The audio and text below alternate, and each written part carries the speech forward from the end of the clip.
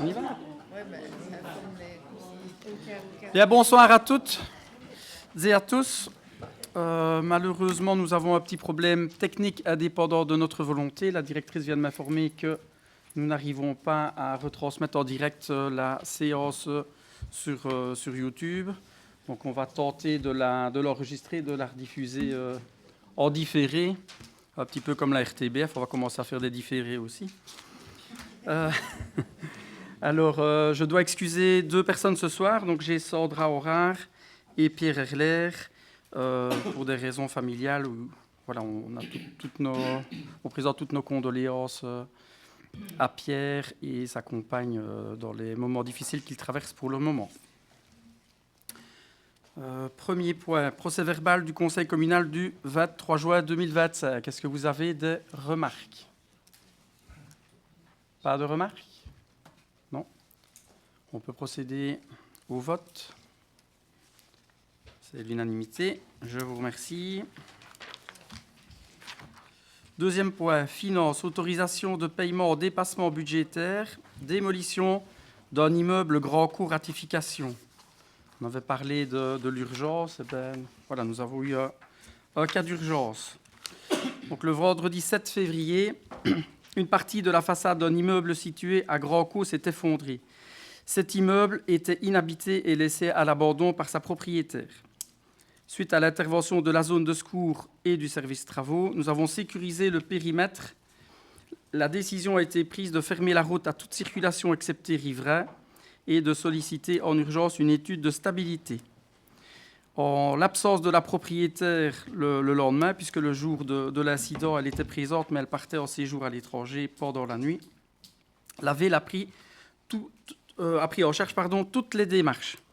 L'étude de stabilité a été commandée et réalisée le samedi 8 février avant midi. Elle a conclu à la démolition soit totale du bâtiment, soit partielle, mais dans ce cas, il fallait prendre en compte le coût de la sauvegarde de parties de murs. Cette démolition devait intervenir pour le lundi 10 février au plus tard.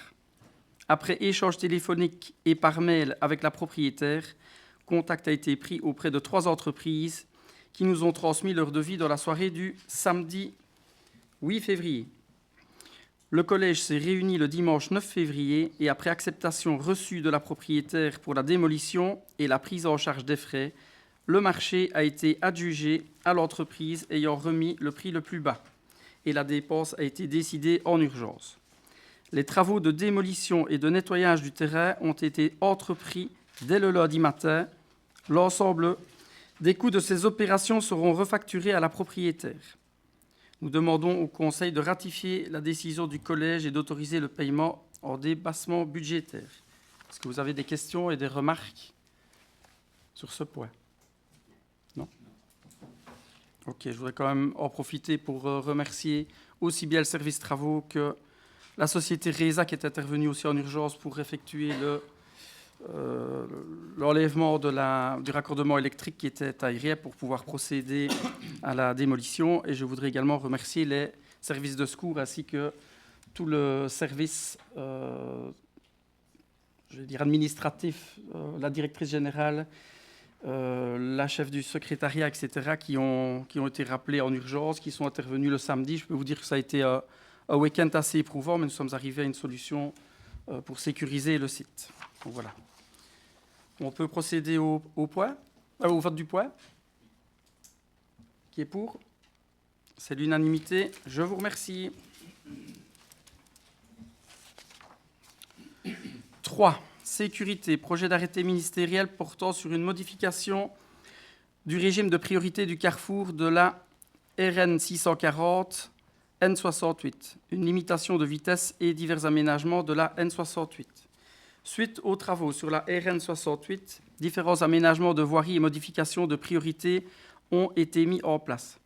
Le projet d'arrêté ministériel qui est soumis à l'approbation du Conseil porte sur ces aménagements, à savoir au carrefour formé des N68 et N640 à Chefosse, la priorité de passage est conférée à la N68.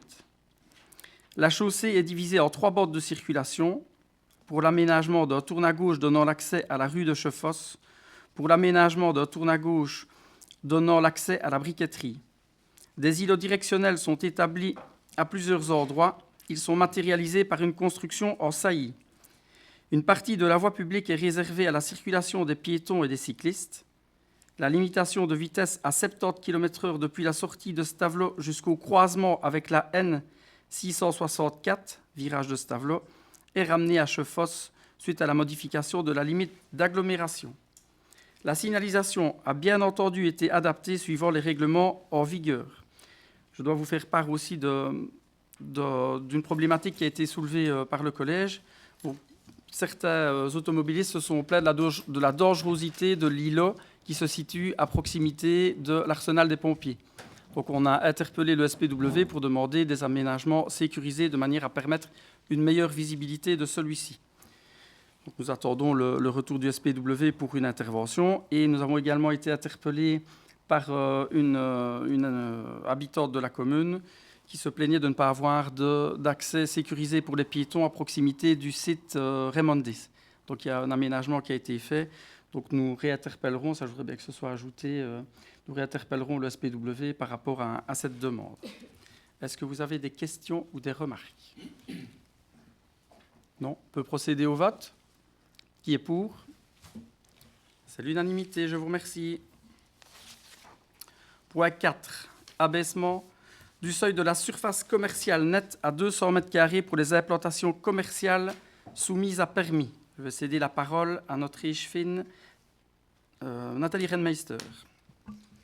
Bonsoir, merci Monsieur le Bourgmestre. Depuis le 1er août 2024, un permis d'urbanisme est requis pour l'implantation d'un commerce de détail ou d'un ensemble commercial dont la superficie commerciale nette dépasse 400 m². Depuis le 1er août 2020, la volonté de la législation wallonne, du législateur wallon a été de soumettre ces projets à un permis d'urbanisme afin de mieux appréhender les localisations des implantations commerciales sous l'angle de l'aménagement du territoire. Considérant que le collège communal est compétent pour les projets dont la superficie commerciale nette est comprise entre 400 et 1500 m², au-delà de ce plafond, le permis est délivré par le fonctionnaire ou la fonctionnaire déléguée. Toutefois, la commune peut abaisser le seuil à 200 m² à partir duquel un permis délivré par le collège communal est requis. Ce seuil de 200 mètres répond à la tendance au développement en dehors des centralités, de nouveaux formats de moyenne surface, notamment des commerces relevant de la catégorie léger, c'est-à-dire par exemple des magasins de vêtements, d'articles ménagers, de décoration, librairies, etc. Il est primordial pour la commune de maîtriser le développement commercial de son territoire afin de tenir compte de ses spécificités locales. Il vous est donc demandé aujourd'hui de ramener à 200 m² le seuil de surface commerciale nette des implantations commerciales soumises au permis conformément à l'article D4.4 alinéa 4.2 du Code d'été. Voilà. Est-ce que vous avez des questions ou des remarques? Non? Pas de questions, pas de remarques. On peut procéder au vote. Qui est pour? C'est l'unanimité. Je vous remercie. Point 5. Validation du programme d'action triennale opérationnel dans le cadre de la rénovation urbaine du centre de Stavelot. Je cède la parole à Nathalie Renmeister. Je vais d'abord faire appel à votre mémoire. Donc, en séance du 30 juin 2022, le Conseil communal approuve le master plan du centre de Stavelot sur base des nombreuses rencontres avec les Stavelotins et Stavelotaines et associations diverses. En séance du 22 décembre 2022, le Conseil communal approuve la volonté du Collège communal de traduire le master plan en opération de rénovation urbaine et valide le périmètre de l'opération qui se concentre sur le centre de Stavelot. En date du 25 mai 2023, le Conseil communal approuve le dossier de rénovation urbaine élaboré par le bureau d'études Pluris qui se compose de 14 fiches. L'arrêté du gouvernement wallon en date du 13 juillet 2023 réforme les dispositions réglementaires portant sur les opérations de rénovation urbaine devenues opérations de développement urbain. L'arrêté du ministériel du 2 février 2024 relatif à la reconnaissance de l'opération de rénovation urbaine du quartier du centre de Stavelot pour lequel le périmètre de l'opération est validé. Je tiens à rappeler que la réactivité de nos services et du collège pour la réalisation et l'envoi du dossier avant la fin décembre 2024 a permis à notre commune de bénéficier d'une opportunité exceptionnelle de rentrer dans une opération de développement urbain et de pouvoir envisager une subsidiation de 80% pour des projets au centre-ville. Car depuis début 2024, seules les communes de plus de 12 000 et plus peuvent y prétendre. Donc, à ce jour, nous ne pourrions plus prétendre à ces subsides. Donc, aujourd'hui, il vous est demandé de valider les fiches projets. Donc, je dis bien, c'est des fiches projets qui doivent être envoyées. 2 fiches projets réalisées par le bureau d'études ont été sélectionnées par le collège, à savoir la fiche 6, réaménagement de la place Saint-Remacle à travers une restauration au service de son statut patrimonial et de son rôle d'espace public central, et la fiche projet numéro 5, réaménagement de l'esplanade et des abords de l'abbaye de Stavelot. Ces 2 fiches d'attention ont dû être travaillées en un temps record, en un mois, par le bureau d'études, en collaboration avec l'administration et le collège communal pour que celle-ci puisse être présentée et validée par le conseil communal de ce soir. L'objectif pour la place Saint-Remacle est de redynamiser cet espace en améliorant sa praticabilité, donc de remettre à niveau, en tous les cas, tous nos galets magnifiques, mais permettre à tout le monde de pouvoir marcher dans de meilleures conditions et de lui redonner un rôle central dans la vie de la commune en le délestant de son rôle de parking.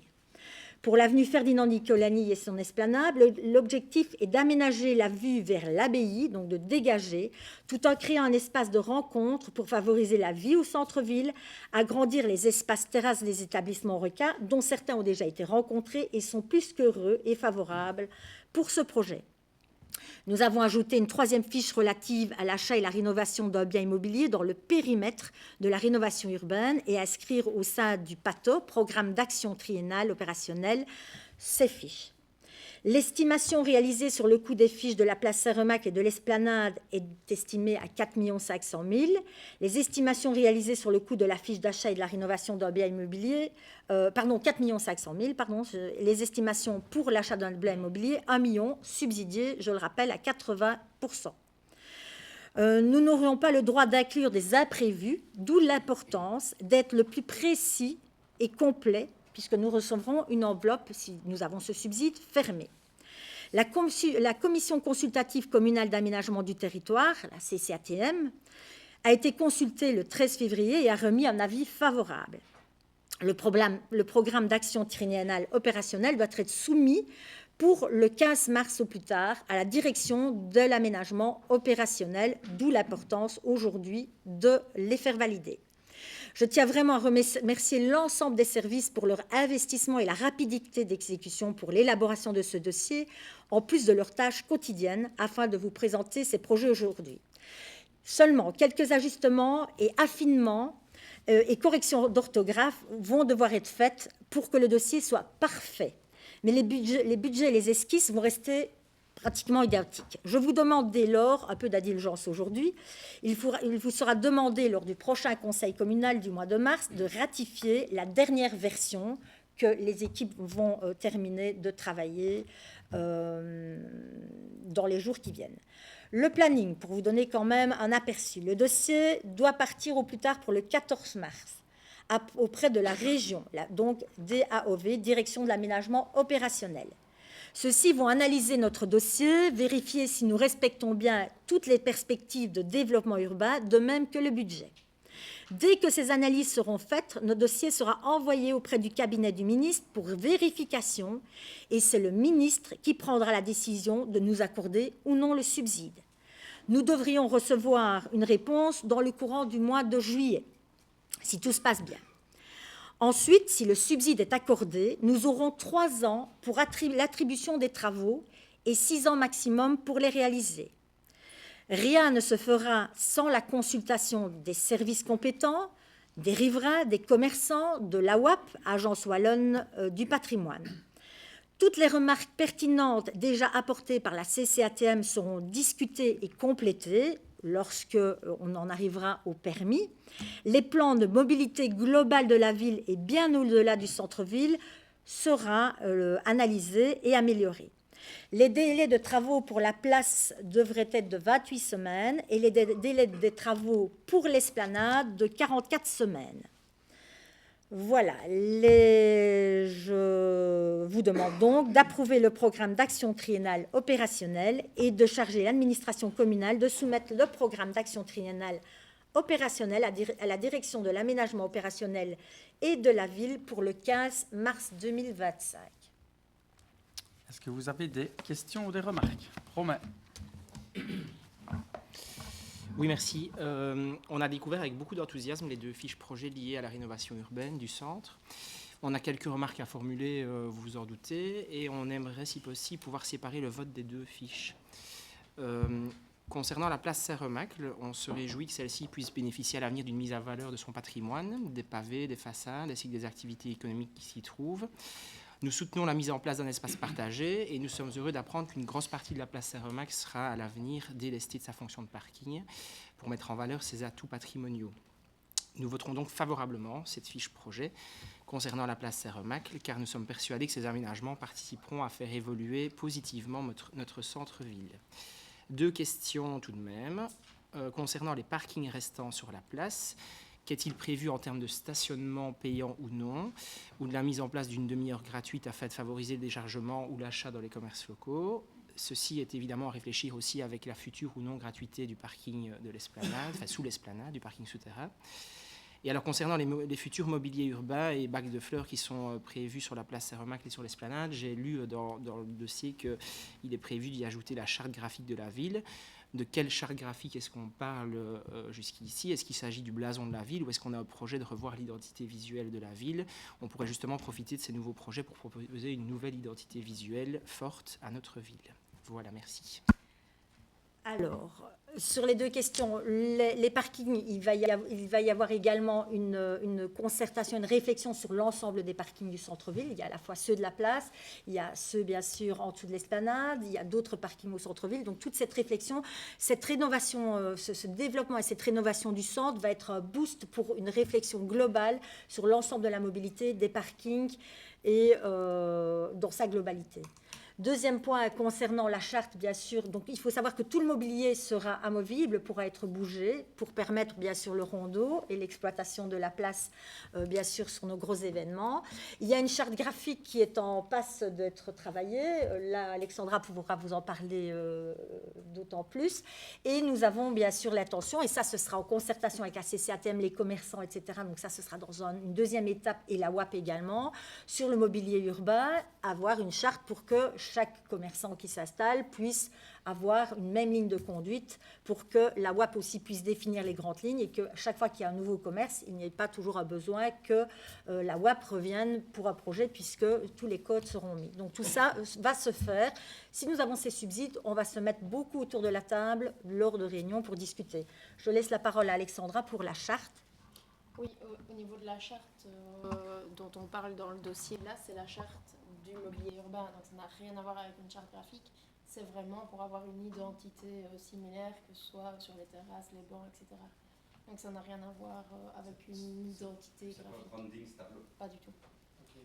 Non, c'est autre chose. Donc là, c'est vraiment Pluris qui parle. Et est-ce que c'est prévu justement d'ajouter ce nouveau branding s'il a lieu sur le mobilier urbain, par exemple? Il y a une réflexion en cours justement pour... donc le blason de la ville, c'est les armoiries, ça restera toujours. Mais il y a une réflexion en cours pour le moment, justement, pour revoir un vrai logo de ville avec une vraie identité graphique un peu plus jeune et dynamique. Merci. Est-ce qu'il y a d'autres questions, d'autres remarques? Oui. Bon, il y avait 2 fiches, donc. 3, enfin, Oui, il y a quelques-unes. Il y a une quinzaine, mais on en parle de 2 aujourd'hui. C'est l'esplanade, hein, c'est un projet qui a porté un peu plus de questions, finalement. Il comporte de nombreux atouts.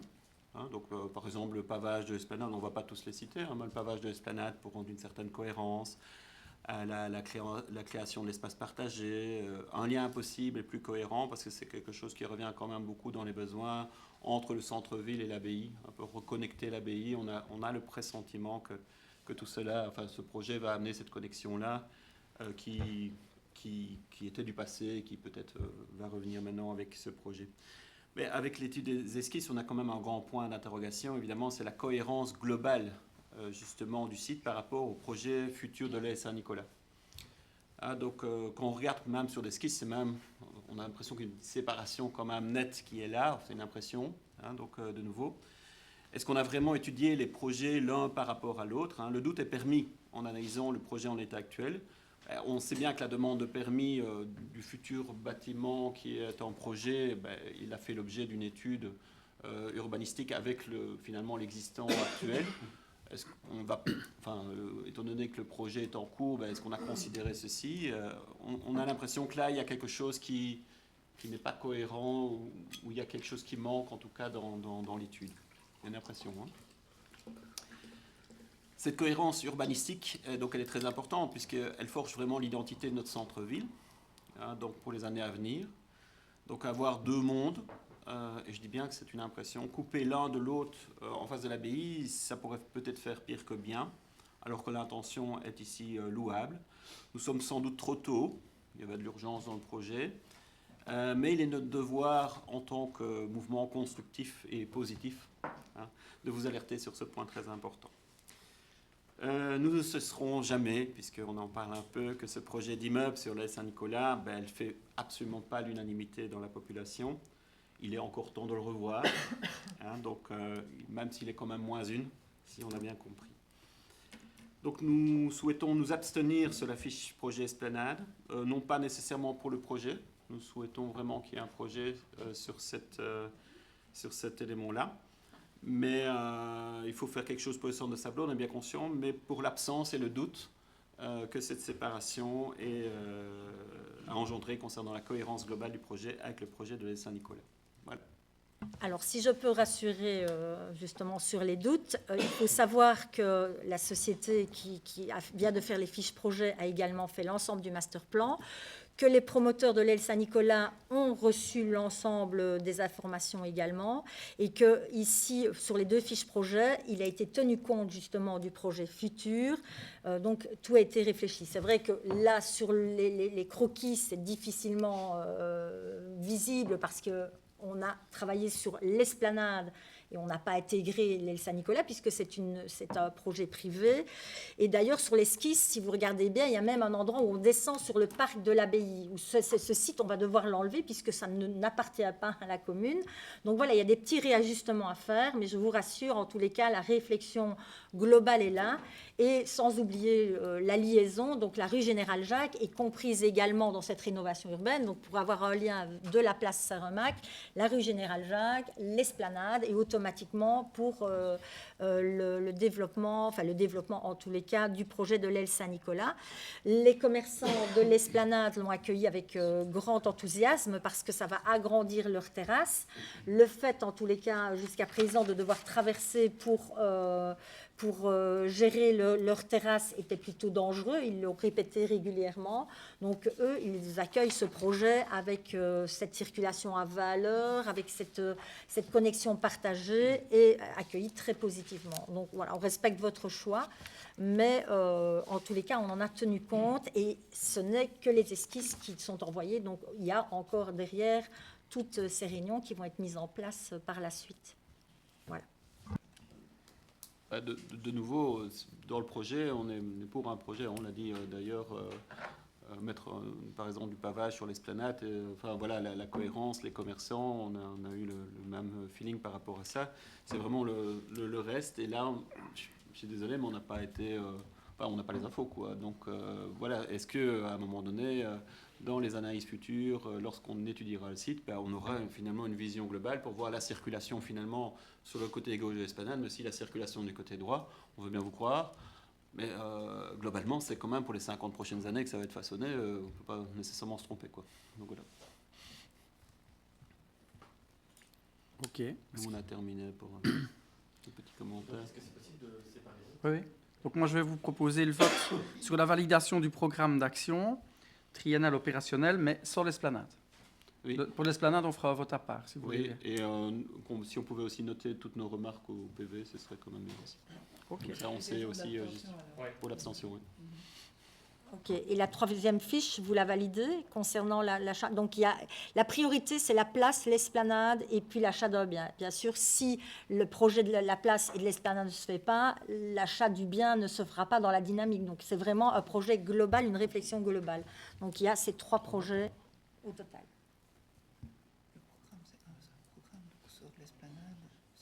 Donc on vous propose l'ensemble du programme sans l'esplanade.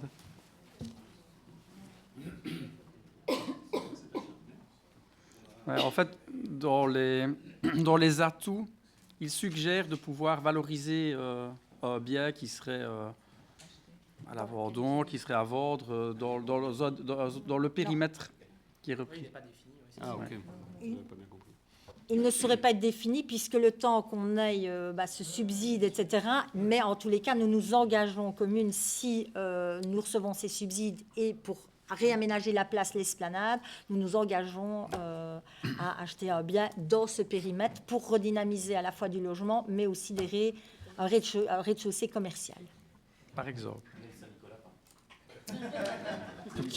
qui va comprendre énormément de surface commerciale et une belle polyclinique. Donc je vous propose la validation de l'ensemble du programme sans l'esplanade. Ça irait, ça? On fait... Nous, on doit valider tout. Oui, mais ça ne change rien. OK, donc pour la validation du programme, excepté l'esplanade, est-ce que vous êtes pour? OK, donc on va dire unanimité sans l'esplanade. Alors je vais proposer le vote pour la fiche de l'esplanade. Qui est pour? La majorité. Qui s'abstient? La minorité. Je vous remercie.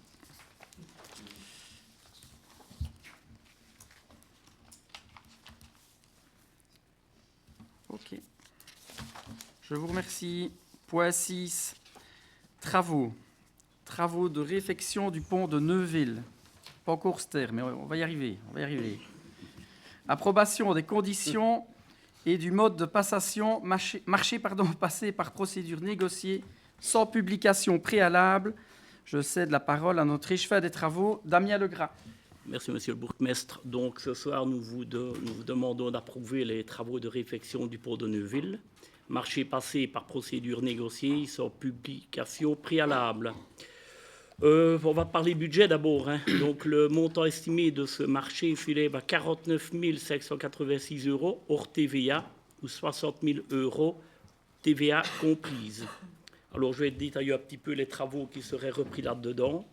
Il y aurait dégagé l'ouvrage de toute végétation, conservé au maximum les maçonneries en place, le démontage de maçonnerie avec récupération des moellons, la fourniture et la pose de nouveaux moellons, le rejointoyage, le remblayage à l'arrière des maçonneries, la pose d'un tuyau en PVC de diamètre 300 mm, la réalisation de radiers en béton armé et la pose de couvre-murs sur les parapets.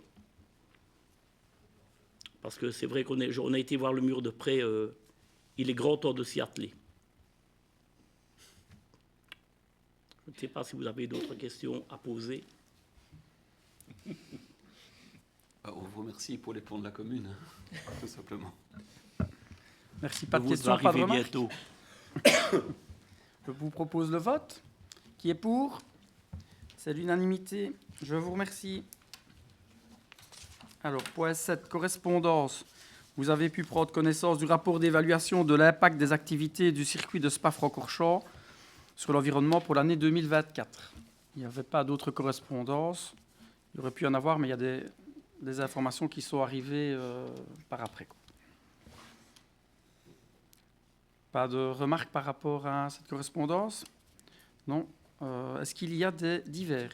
Oui, comment? Tu voulais pas revenir sur les questions posées au précédent conseil avant Ah si. Merci Madame la directrice. Pardon, c'est vrai. Il y avait quelques questions là qui ont été posées la dernière fois qui n'ont pas obtenu de réponse. Donc, il y avait une question de Pierre Herler concernant l'augmentation de près de 100 000 € à l'article rémunération du personnel d'entretien. Serait-ce des engagements? Alors, la réponse du service est il y a effectivement cette augmentation à l'article 8341 11 102 01, rémunération du personnel entretien, mais celle-ci est compensée par la diminution de près de 100 000 € à l'article 8341 111 02, rémunération du personnel APE. Des subsides sont octroyés pour le personnel et ce, selon certaines classifications. Accord non marchand, APE, Maribel, il y a un maximum. Alors, le responsable du personnel utilise au maximum les subsides à percevoir. Si le nombre est atteint, il regarde s'il est possible d'obtenir une autre subvention. Alors, il y avait une question de Nicolas Delré. Pourquoi ne pas envisager le leasing pour les copieurs? Avant d'envisager l'achat ou le leasing, il conviendrait d'évaluer nos besoins d'impression de manière plus approfondie en tenant compte du volume d'impression mensuel, les fonctionnalités requises ainsi que des pistes d'économie, mais cette question a engendré une première réflexion par le service des finances. Le coût du leasing ne se limite pas aux mensualités. Il faut y ajouter les coûts comme l'encre, le papier et la maintenance. Des coûts qui sont également à prendre en considération pour un achat. Le leasing est intéressant si l'appareil est changé après une moyenne de 4 ans, ce qui n'est pas le cas actuellement. Les appareils sont gardés bien au-delà. De plus, nous avons la possibilité d'adhérer à la centrale d'achat de la province où les prix sont très intéressants. Pour une projection pluriannuelle à affiner, mais le montant prévu sur le budget extraordinaire 2025 concernant les copieurs dispose d'un moyen de financement prévu alors que la location mensuelle affectera notre budget ordinaire sur plusieurs années. Voilà. Alors, il y avait également une question de nouveau de Pierre Herler. Surestimation de la recette pour l'aire de motorhome. Le service nous répond qu'il n'est pas question de surestimation de recette. La recette de 21 000 € est totalement compensée par les frais de fonctionnement de l'aire, eau, électricité, maintenance, aux articles de dépenses pour un montant de 21 000 €. Nous n'avons donc calculé aucune fausse recette pouvant favoriser le boni qui a été présenté au budget 2025. Nous avons calculé les 21 000 € sur base d'une occupation de 100 jours sur l'année 2025 et en nous basant également sur un retour de l'Office du tourisme qui nous signalait recevoir pas mal de demandes pour l'air. Dans ce cas où l'occupation sera moindre, les dépenses seront aussi et cela sera adapté. Il s'agit d'une estimation budgétaire, recettes égale dépenses, selon une réflexion qui nous semblait réaliste, mais qui n'a aucun impact négatif sur le résultat. Voilà les réponses à vos questions. Alors, est-ce qu'il y a des divers ou des réactions par rapport à ce que je viens d'annoncer? Pas de divers? Non? Bien. Je vous propose de clôturer ce conseil communal et nous allons poursuivre le huis clos sans le public. Merci à toutes et à tous et bonne soirée. Elle me dit, elle fait un temps record. Oui. On a fait un temps record avec ça. Une fois.